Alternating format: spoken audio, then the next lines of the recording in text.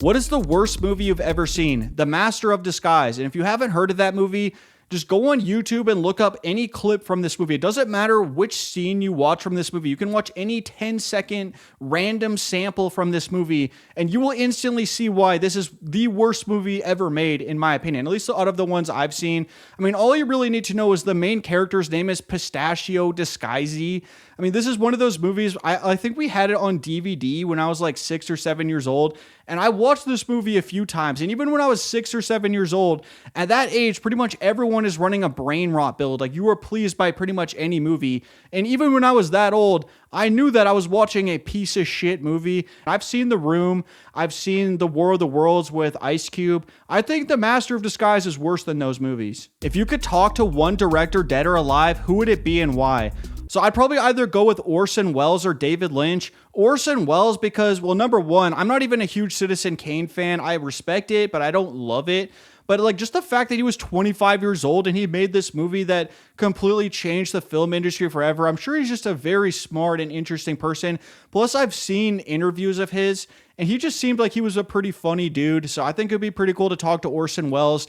David Lynch as well. Obviously, his movies are so crazy. Like, you just know he has to be a really interesting guy. And I've also seen him in interviews as well. And he's also a pretty funny dude. He seems super chill.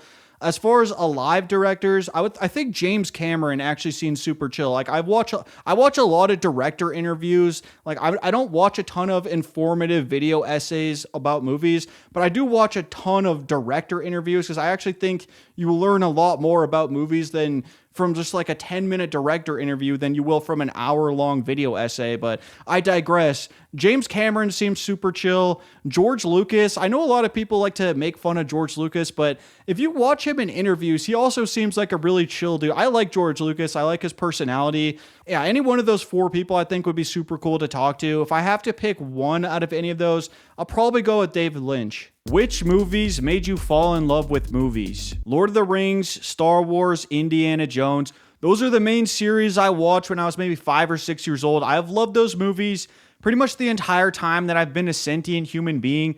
So I kind of got to give those the credit for making me fall in love with movies. But then when I was about 10 years old, I started getting really obsessed with Monty Python and the Holy Grail. I probably watched it at least 20 times, probably more than that, to be honest. There was even one Halloween where I dressed up as Sir Galahad, and my parents were behind me clanking coconuts while I was going around doing the Monty Python horse gallop. I mean, I was obsessed with this movie. Then when I was about 14 or 15 years old, around that age, that's when I started watching all those movies like Goodfellas, Pulp Fiction, The Godfather, Fight Club, The Matrix. Pretty much all of those movies. Still love those movies to this day. And then when I was in college, that's when I watched Mulholland Drive for the first time. That movie absolutely blew my mind. That definitely expanded my love for movies even further. What is a common item that you love and a legendary item that you dislike?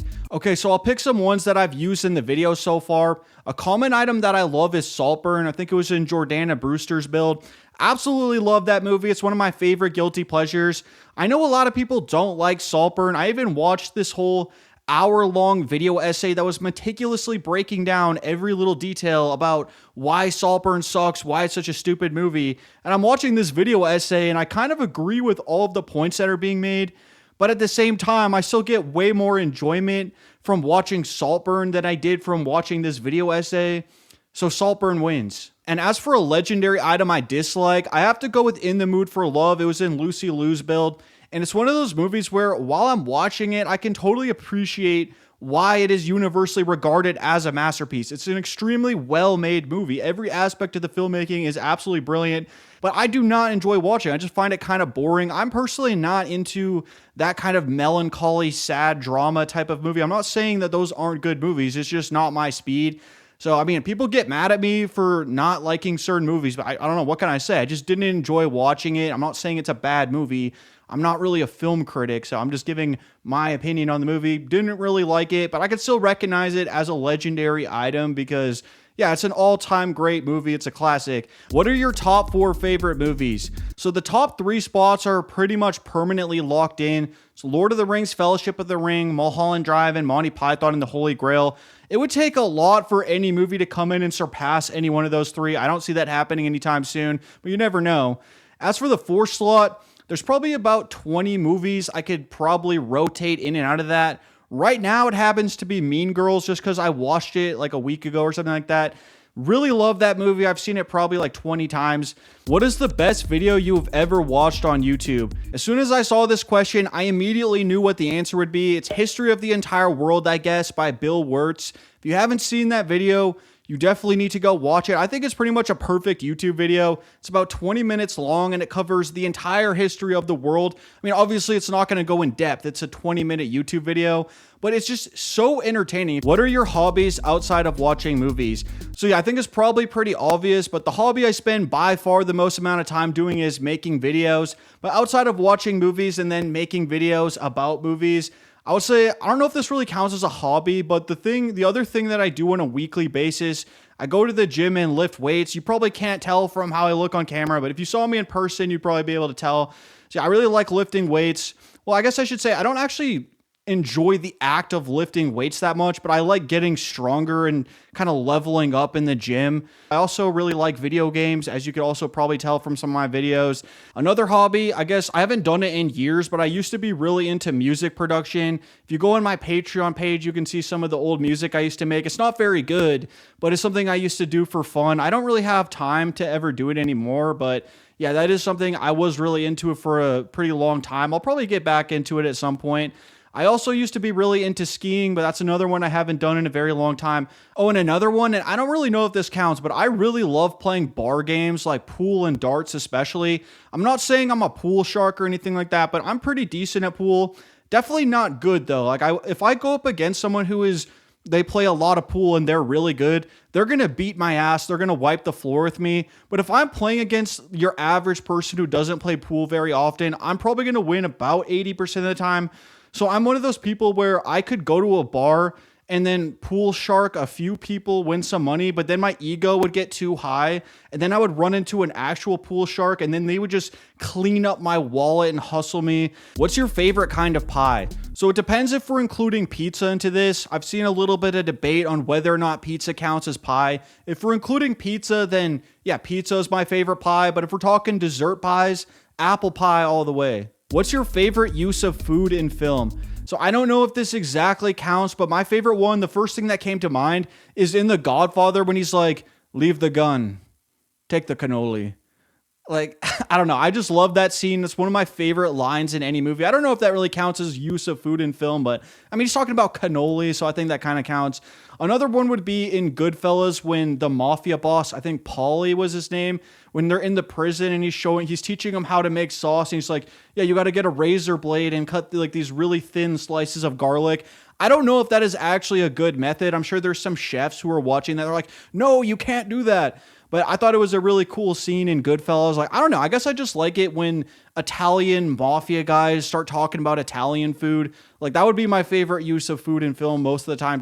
I'm a sucker for that kind of thing. What's your favorite zombie movie? I gotta go with Sam Raimi's The Evil Dead 2, mainly for the one-liners. My favorite scene in the movie is when he gets a chainsaw, he uses it to make a sawed-off shotgun, and then it starts playing this dramatic music. It starts zooming in on his face, and he's just like, groovy. Like, I just love that type of shit. I'll be honest, I'm not really that well versed in zombie movies, but I love The Evil Dead 2. If you haven't seen it, you should check it out. Just know it's a cheesy movie. It's a campy movie, but it's so fun to watch. I think it's Sam Raimi's best movie. So yeah, you definitely got to check that one out. What's your most hated movie? This is kind of a cliche answer, but it's The Rise of Skywalker. I had a whole rant about this movie on a video I did a long time ago. It's a Star Wars tier list video I did. I went on a whole rant about why The Rise of Skywalker is a pathetic movie. I mean, I know a lot of people feel that way, but I mean, I really hate that movie. Who is your most hated actor? Paul Dano, because he's the worst actor in SAG and he ruined There Will Be Blood. No, I'm just kidding. I don't agree with Tarantino on that one. I thought Paul Dano was amazing in There Will Be Blood. I think he's a really good actor. I mean, I don't really have that many actors I would say that I hate. Like, I don't know. But I guess if I had to pick one, maybe Rob Schneider. He's that guy who's in basically every Adam Sandler movie. I'm not saying I hate him. It's just not really a fan of his performances in those movies. I haven't seen him in anything else other than all those Adam Sandler movies. But yeah, I don't know. I'm just not really a Rob Schneider fan. Who is your most hated director? So the easy answer to this question would just be pick a director who's a terrible person like Roman Polanski or something like that. Or I could go the other route and pick someone like Yue Ball, who's known for making terrible movies. But I feel like those would be kind of a cop-out answer because, yeah, that's just obvious. I'll pick a director who is widely acclaimed, widely popular, and I'm just a contrarian and not really a fan of their movies. I probably have to go with Yorgos Lanthimos. I can understand why he's such a widely beloved director. Like, I can watch his movies and appreciate them. I don't know what it is exactly about them. I just really can't connect with them. What are your favorite video games? I'd have to go with Cyberpunk 2077, Elden Ring, Dark Souls, The Witcher 3, Mass Effect 1 through 3, Skyrim, Baldur's Gate 3, Fallout New Vegas, Hollow Knight, even Hollow Knight Silksong I'd throw in there, the new one that came out this year. And also Super Mario Bros. 3, that was my favorite game as a kid. And if I have to pick one of those as my absolute favorite game, I can't really lie to myself anymore. It's Cyberpunk 2077. Like, that's the game that I just keep on coming back to. It had like all these crazy issues when it first came out, so a lot of people wrote it off. But then they ended up fixing the game later, adding an awesome DLC. And it's just a game I just keep coming back to. I absolutely love it. Why and how did you start your YouTube channel? So I pretty much started my YouTube channel by taking old Letterboxd reviews from my old Letterboxd account and just turning those into videos. Now, a lot of those videos are unlisted now because like they were just kind of terrible videos. But yeah, that's pretty much how I started my YouTube channel at the very beginning. And then I kind of just started making random videos like tier lists and skits or just really whatever. And then one of them ended up going like semi-viral. It was that life cycle of a cinephile video. It got like 200,000 views or something like that in the first week. And at the time I posted that video, I had about 30 subscribers. And then like a week later, I had over 1,000 and I got my channel monetized. So at that point, I was like, okay, I might as well just keep on making videos and see where this goes. And so I just kept on making videos and I ended up over time just really falling in love with making videos. It's one of my favorite hobbies I've ever had. So, oh yeah, and as for why I started my YouTube channel, it's mostly just because I was watching YouTube videos and I thought that looked pretty fun. If you had to pick 4 movies to put on the Voyager Golden Record to represent humanity, what would you choose? So I would want to pick movies that represent different time periods in human history, but also different genres of movies to give kind of like a good representation of humanity that way. I was thinking about this a bit, and okay, I'll be honest, my first pick is definitely a biased pick. I'm going with Raiders of the Lost Ark because I feel like if there was some alien that encountered the Voyager Golden Record or something and they wanted to like see what humanity's all about, and then they just watched Raiders of the Lost Ark, number one, I feel like they would probably find it somewhat entertaining. I feel like Raiders of the Lost Ark is just a movie that is, I don't know, there's something about it that I feel like even aliens would like it. It also shows like that time period. I mean, obviously it's not like a historically accurate movie, but it shows like a cool period in human history, but like in a fun, entertaining way. So I think that would be a good one. I would also throw in Monty Python and the Holy Grail, another very biased pick, but I actually think that would be a really good one because it's Arthurian legend. It's one of the most famous mythologies in human history, but it's also one of the funniest movies ever made. It shows the silly and goofy side of humanity. So I actually think that would be a good representation. And then for the other 2 slots, I guess I would probably just throw in The Godfather, probably because it's like the most beloved movie of all time. Like your favorite director loves The Godfather. Pretty much every movie critic loves The Godfather. And also the general audience loves The Godfather. Just like, I feel like humanity has kind of just collectively agreed that The Godfather is like the most beloved movie of all time. So I feel like you kind of got to throw that one in there. And then in the 4th slot, I'll throw in Spirited Away because I feel like you need at least one animated movie in this Voyager Golden Record. And I think Spirited Away is a good pick. If you could only choose one snack to eat during movie night forever, which snack would it be? I'm definitely going with cashews. If you've never had cashews while you're watching a movie, you definitely need to do it. I think it's just a much better version of popcorn, basically, like in terms of you're watching the movie and you're just like reaching in and like, but it's just, the cashews are so good. I'm a cashew enthusiast. They're one of the best movie night snacks. I love getting just like a little bag of cashews and then just watching a movie. The only thing is like they're so good that I usually end up going through all the cashews within like the first 10 minutes of the movie and then I'm out. But I mean, yeah, that's an easy choice for me. Cashews all the way. What are your thoughts on shock cinema? For example, Salo, Pink Flamingos, or Happiness? I mean, I don't really enjoy watching these movies at all. They're the types of movies where even if I'm like, okay, I'm really curious to see what this is all about, I got to throw on one of these movies right now, I'm going to probably only make it about 20 or 30 minutes before I'm just like, yeah, fuck this. I don't really feel like watching it. They're just not really my cup of tea. But at the same time, I'm glad that these movies are allowed to exist. Like, I'd much rather live in a world where shock cinema exists rather than living in some sort of Hays Code type of era where movies are basically being censored. So yeah, I mean, I'm glad shock cinema exists. I think it's important that it's allowed to be made, but I mean, I don't really like it personally. What's the most recent movie you watched that gave you hope for the future of cinema? I definitely got to go with Sinners. I am a huge Sinners fan. It's one of my favorite movies of the 2020s.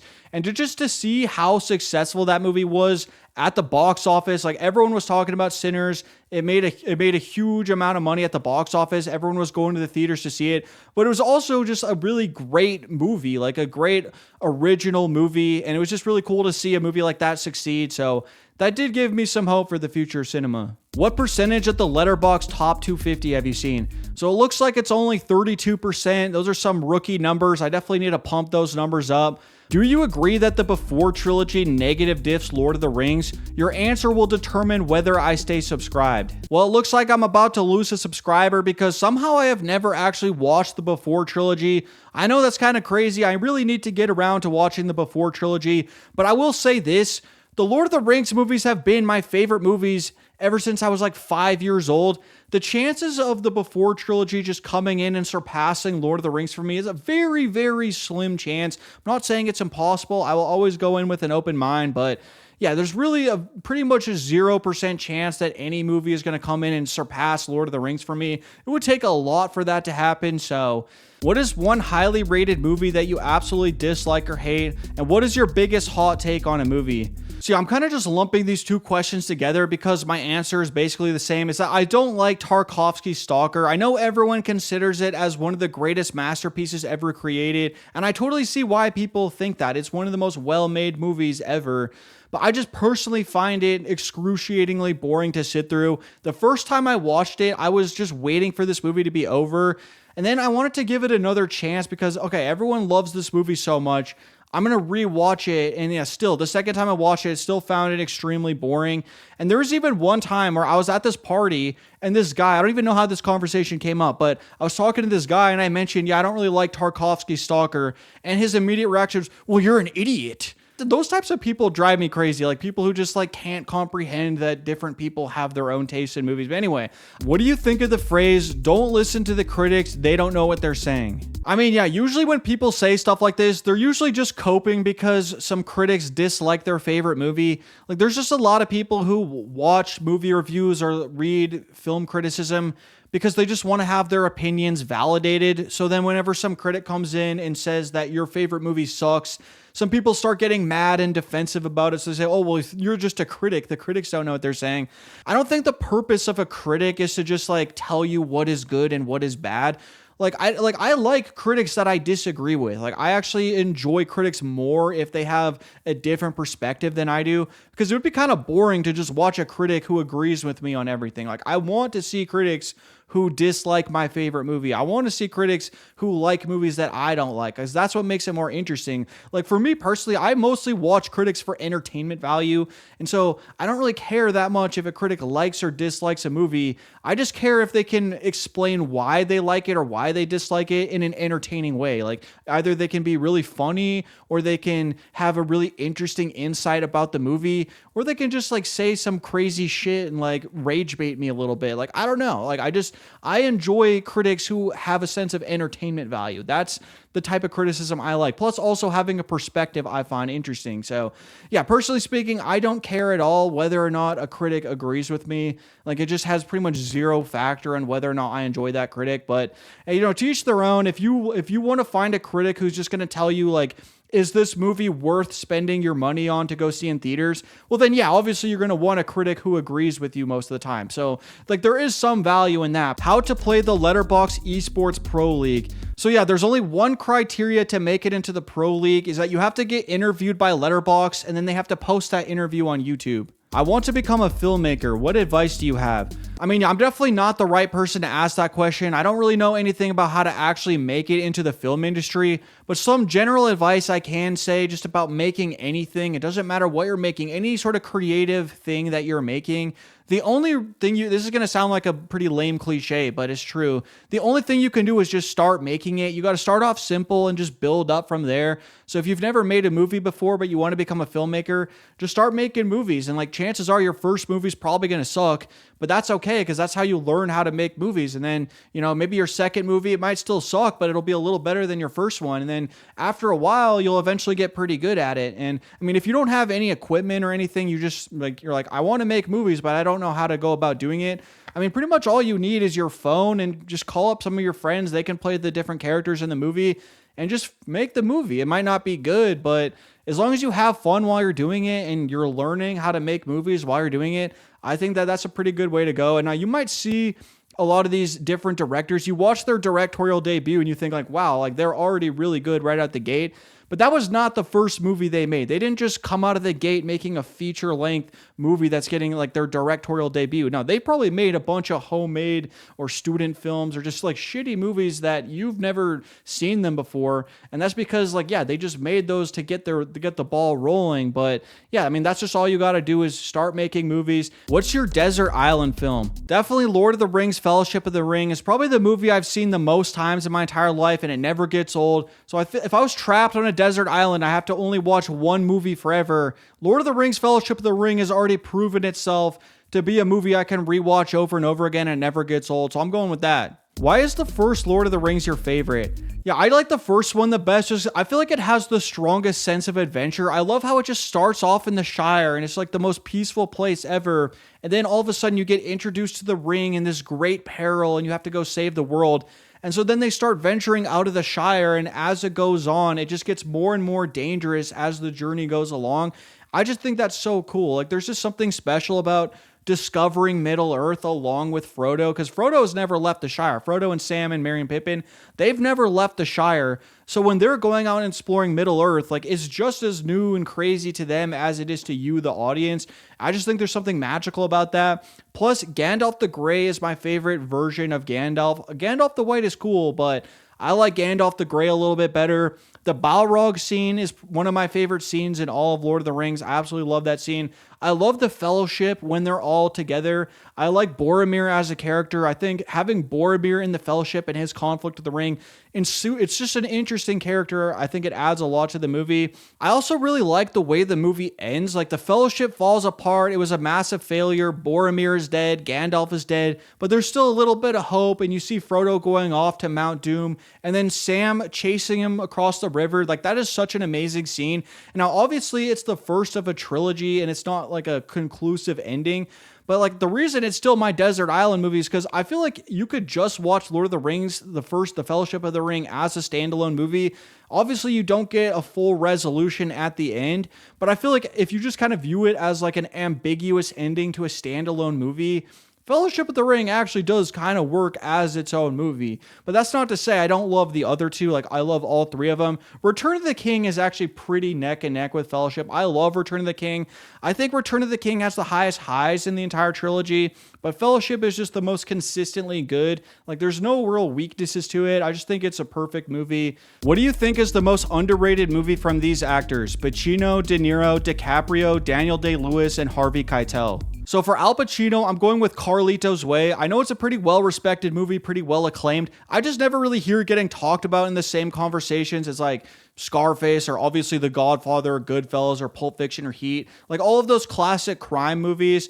Carlito's Way, I mean, I'm not going to say it's as good as those movies necessarily, but it's just a really great movie. I love Carlito's Way, so I'm going to pick that as the most underrated Al Pacino movie. For Robert De Niro, it's definitely The Intern. If you haven't seen that movie, he plays this 80-year-old retiree, and I guess he gets bored or something, so he decides to apply for an internship, and he gets hired at Anne Hathaway's fashion company. And the whole movie is basically about this really old school guy played by Robert De Niro, and he's trying to fit in with this new startup fashion company that's owned by Anne Hathaway. And it's one of those movies where, like, you would think going in, this is going to be an extremely mediocre movie. Like, it's just kind of an airplane movie type of thing. But it's actually such a pleasant movie to watch. I really enjoy it. I'm not going to pretend that it's a masterpiece or anything like that. But if you haven't seen The Intern with Robert De Niro and Anne Hathaway, And don't mistake it with the one that's like a Google internship with Vince Vaughn and Owen Wilson. I'm not a big fan of that movie, but The Intern, like, it's actually a pretty good movie. It's really enjoyable. I'm going to go with that as the most underrated De Niro movie. For Leonardo DiCaprio, it was kind of hard to pick an underrated movie he's in because I was going through the list of all of his movies, and all of the ones that I actually like are just really popular movies, so it'd be kind of a stretch to call any of them underrated. So I'll go with what I think is an underrated performance by him, and that would be his performance in Inception. I'm not saying Inception is an underrated movie. It's a great movie and it's very popular, but I'm just talking about his performance. I don't see a lot of people talking about his performance in Inception as being one of his better performances, but I actually think he's so great in that movie. He's actually such an unhinged character when you really pay attention, because like the first few times you're watching Inception, you're just so immersed into the whole dream concept and you're trying to figure out the convoluted plot of the movie. Convoluted in a good way, by the way. You're just kind of not paying attention to the character. But then when you really just focus on Leo's character, you start to realize how unhinged this guy is. Like, everything he says is the most intense thing you've ever heard. Like, and he always has these rules for people. Like, he's giving these people advice, and then like the next scene, he just goes and breaks that advice. Like, he's just such a goofball of a character, and he's like not even trying. He's so serious that he becomes goofy, and it's really fun to watch. And that might sound like I'm actually knocking his performance, but I'm not. I actually think he played it really well. But it's just, I don't know, I find it amusing. So I'm going to go with that as an underrated performance. And then for Daniel Day-Lewis and Harvey Keitel, honestly, I went through all of their movies that they've been in, and I was trying to find what is their most underrated movie. But all of the movies they're in that I like are just such beloved, popular movies. And then like they're in some movies that I've never seen. So like Harvey Keitel, he's in so many random movies I've never even heard of. So I really don't have a good answer for what their most underrated movie is. I guess for Daniel Day-Lewis, I could maybe say Gangs of New York, just because I've seen some people say that's one of Scorsese's weaker movies. But I really like Gangs of New York. I mean, it's not one of his better movies in my opinion, but I do think it is a really good movie. I love Gangs of New York, so yeah, I guess I'll go with that for Daniel Day-Lewis. How have you seen so many movies at your young age? Well, first of all, I'm probably older than you think I am, but number two, I actually haven't seen that many movies. If I go in my letterboxes, at one point I tried to log every single movie I've ever seen in my letterbox. I probably missed a few hundred of them. Like, there's definitely some that I forgot, but I think I got at least like 90% of the movies I've ever seen. If I go in my letterboxes, it's about, I think it was like 1,200 movies I've seen, which that's a lot, but I've seen people on there who have seen 5,000 plus movies. So there's people who have seen way more movies than I have. So I don't really think I actually have seen like a crazy amount of movies. And another thing on top of that is like, I don't really watch TV shows very often. So if you think about like all the TV shows you've ever watched, imagine if you just replace that with movies. Like, you would have probably seen at least as many movies as I have. I don't know. It depends on how much TV shows you watch, but you know what I'm saying? Like, in the time that it takes to watch all of Breaking Bad, for example, I actually have seen Breaking Bad. That's just my example though. Like, in the entire time it takes to watch Breaking Bad, you could probably watch about 30 movies. So it's like, if you don't watch that many TV shows, it's not that hard to just watch a lot of movies. So that's one of the main reasons why I've probably seen a lot of movies. Another thing is I've always been a huge movie person. Like pretty much since I've been a sentient human being, I've always been really into movies. So it just kind of adds up over the years.